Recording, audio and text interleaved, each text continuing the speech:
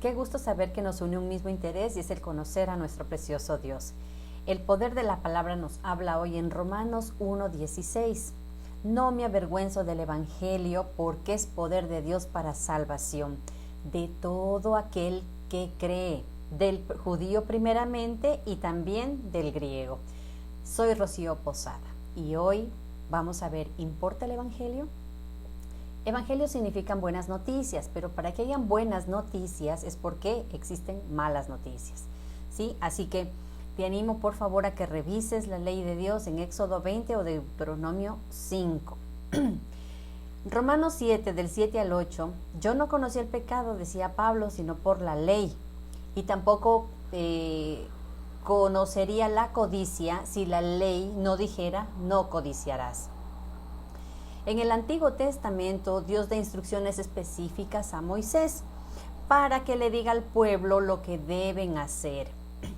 Entonces Moisés les dice al pueblo, no teman, Dios vino para probarnos, para que su temor esté ante nosotros y no pequemos, ¿sí? Una vez que ellos ya conocían los mandamientos de la ley de Dios, pues Moisés los animaba. Entonces les dice, me harás un altar de tierra y sacrificarás sobre él tus holocaustos y tus ofrendas. Cuando el pueblo de Israel fue liberado por Dios a través de Moisés de la esclavitud de Egipto, tuvieron un largo peregrinaje con muchos acontecimientos. Algo que me ayudó a mí a comprender bien la obra de Cristo en la cruz fue leer el libro de Levítico. Te recomiendo que lo vuelvas a leer. El libro de Levítico es clave para nuestro entender y el conocimiento de la obra de la cruz. Entonces, cuando el pueblo de Israel pecaba, tenían que llevar un corderito perfecto, sin enfermedad, sin mancha, sin nada. Entonces lo llevaban al sacerdote, lo degollaban y esa sangre te limpiaba, te purificaba, ¿sí? Entonces, ¿te imaginas? Nosotros somos pecadores, todo el tiempo estamos pecando, todo el tiempo estamos contra Dios, tratando de hacer a nuestro antojo, a nuestro capricho, confiar en nuestras mismas habilidades en vez de confiar más en Dios.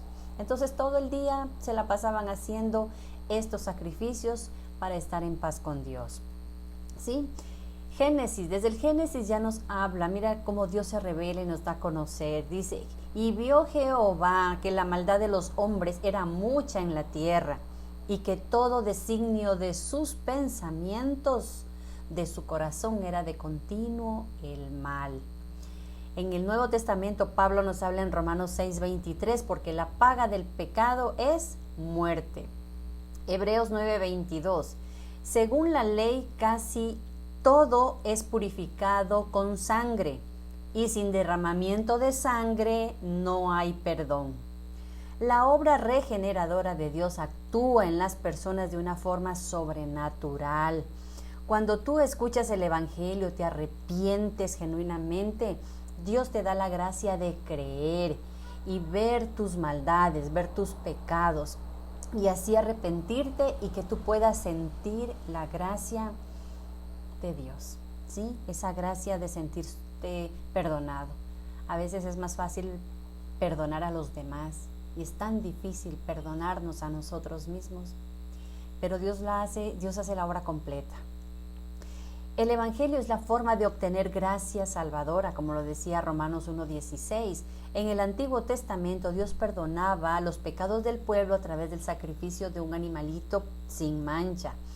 Juan 1:29 dice, he aquí el Cordero de Dios que quita el pecado del mundo, ¿sí?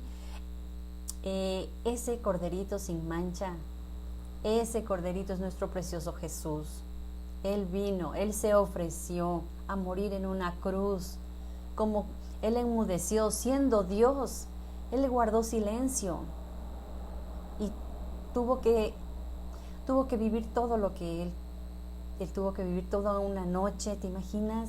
Lo golpeaban, lo escupían, lo latigaron, le arrancaron la piel a golpes.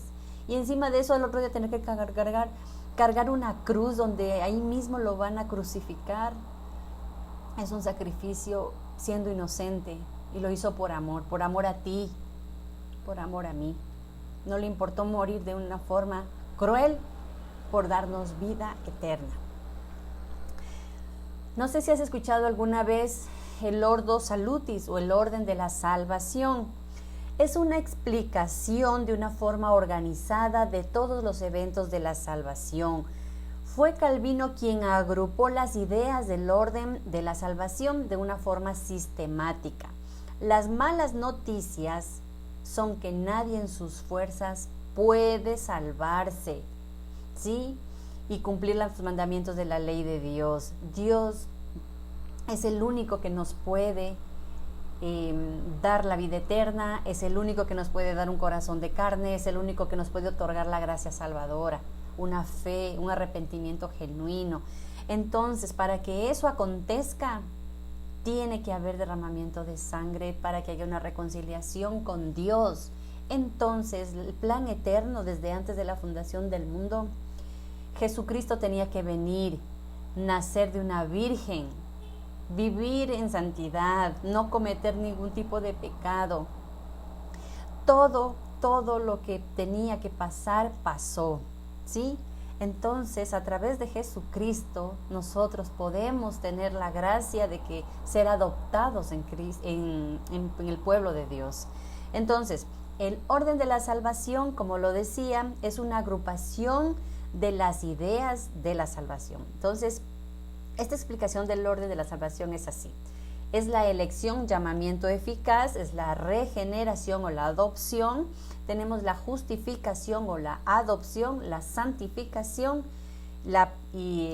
con la perseverancia y la glorificación. Entonces, el llamamiento eficaz, como te voy a leer Efesios 1, del 3 al 6, bendito sea el Dios y Padre de nuestro Señor Jesucristo, que nos bendijo con toda bendición espiritual en los lugares celestiales en Cristo, según nos escogió en Él antes de la fundación del mundo, para que fuéramos santos y sin mancha delante de Él.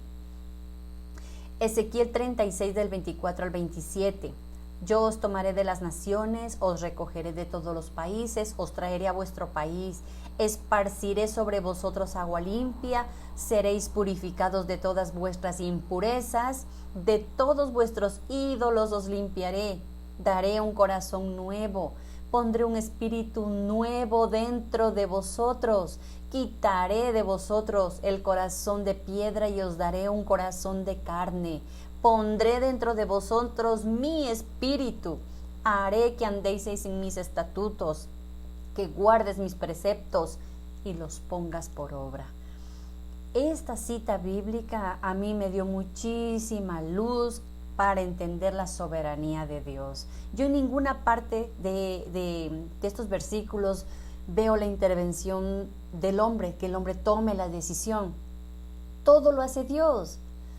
Dios tomaré de las naciones, no importa de qué nacionalidad tú seas, no importa qué pecado practicabas y te deleitabas. Dios te toma, te recoge, Él te trae, te limpia, te da un corazón nuevo, pone un espíritu nuevo dentro de ti, ¿sí? Y nos pone sus estatutos. Es como decir, yo plantaré en ti eso para que tú seas mi pueblo y yo sea tu Dios. Es maravillosa la obra del Señor en el llamamiento. Cuando Dios llama, nadie puede resistirse al llamamiento del Señor. ¿O tú crees que cuando estaba muerto Lázaro, levántate, una sola palabra de Dios basta para que tú te levantes, para que esos huesos muertos, esos oídos secos, esa conciencia endurecida sea despertada? Una sola palabra del Señor, ¿sí? Isaías 44, 24. Yo soy Jehová, así dice Jehová tu Redentor, que te formó desde el vientre. Yo Jehová hago todo, que despliego yo solo los cielos, extiendo la tierra por mí mismo. Romanos 9, 16, 17. Así que no depende del que quiere ni del que corre, sino de Dios que tiene misericordia. Entonces, Él nos dio vida cuando estábamos muertos en nuestros delitos y pecados, siguiendo la corriente de este mundo. Vivíamos nosotros en otro tiempo en esos deseos de la carne, como nos dice Pablo en Efesios, haciendo la voluntad de la carne, de nuestros pensamientos. Éramos por naturaleza hijos de la ira, lo mismo que los demás. Si no es por la obra interventora de Cristo, que Él interviene en nuestras vidas, Él nos llama y nos regenera, ¿sí? Entonces viene la regeneración.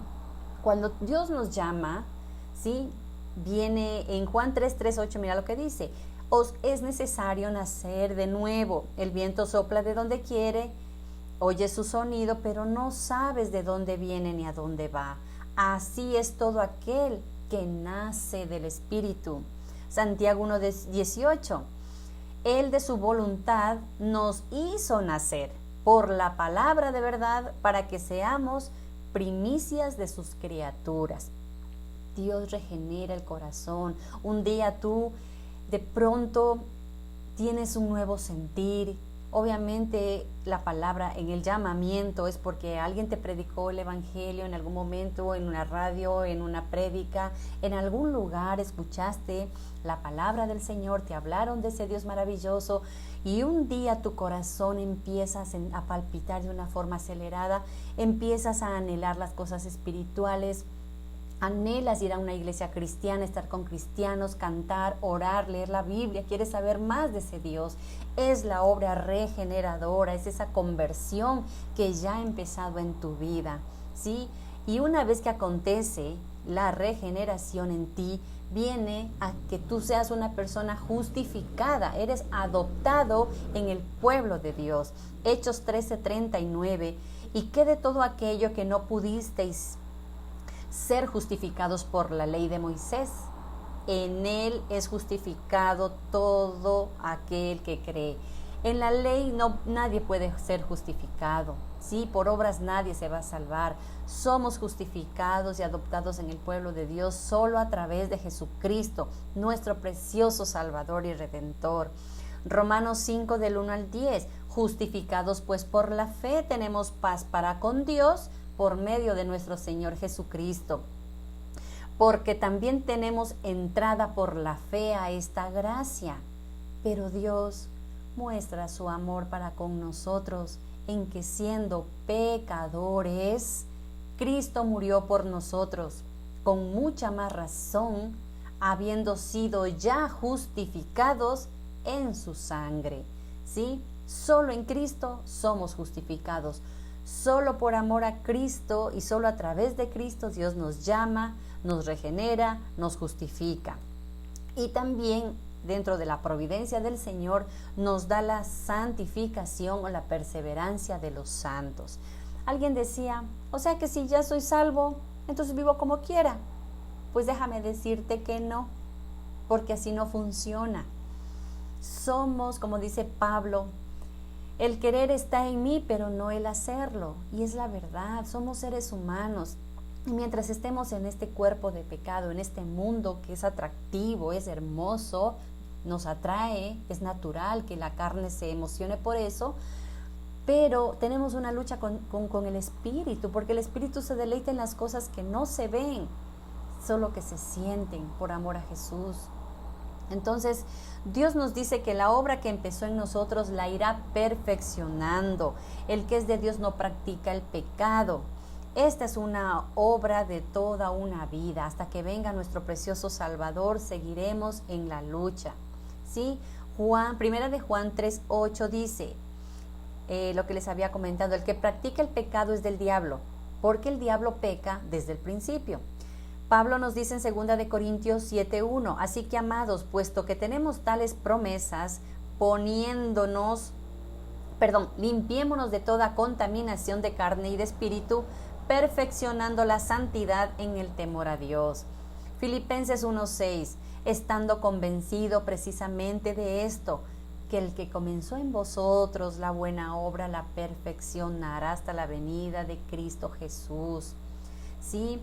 Hebreos nos dice, el cual siendo resplandor de su gloria y la imagen misma de su sustancia, en quien sustenta todas las palabras, todas las cosas con la palabra de su poder, habiendo efectuado la purificación de nuestros pecados por medio de sí mismo.